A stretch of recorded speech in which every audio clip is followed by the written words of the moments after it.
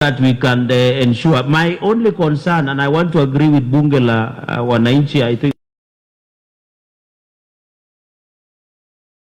on campaigning mood. Even as we talk electioneering period, campaigning of the Kenya Constitution Amendment Bill number 2 of 2024, Senate Bills number 42 of 2024.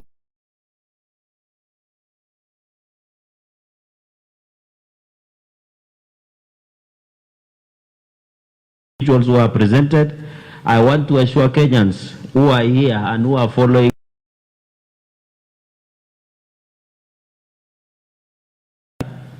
two things. I will just make 5 comments. One is that I agree with Kenyans that it has reached a time that we I want to ask, what is it that concerns the National Assembly that does not concern Senate?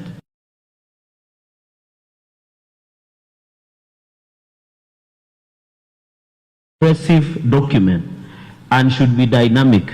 Constitution is cast on stone and should from time to time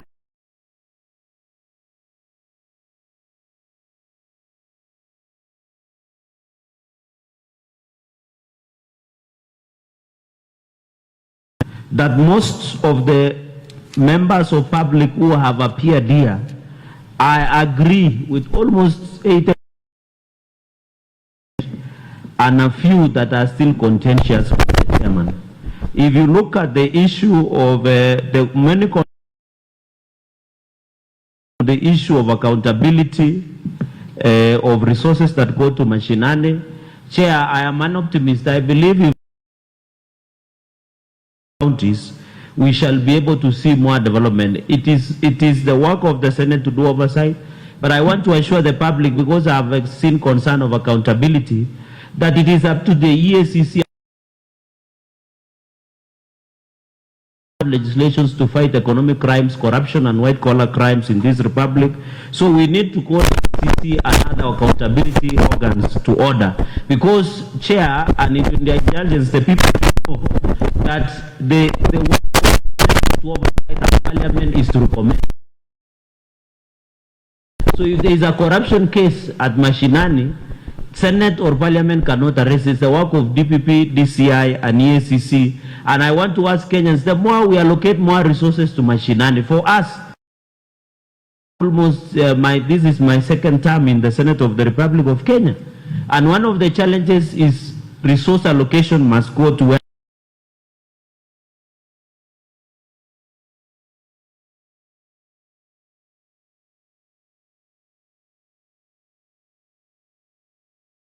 that has the problem, Chair. And on accountability issues, I agree they are correct.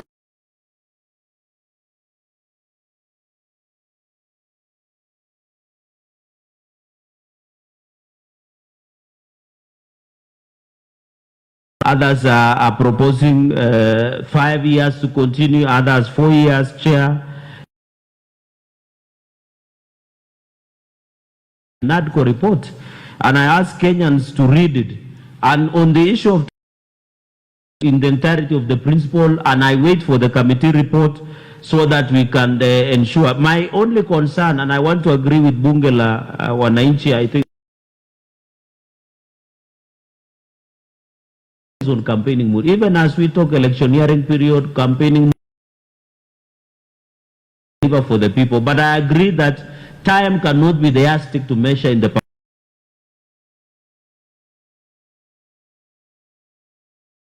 that have crashed the Senate, and I'm told it's up and running.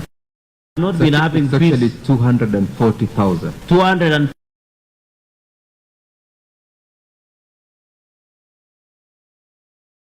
Those have received over 10,000 SMSs, 100 plus.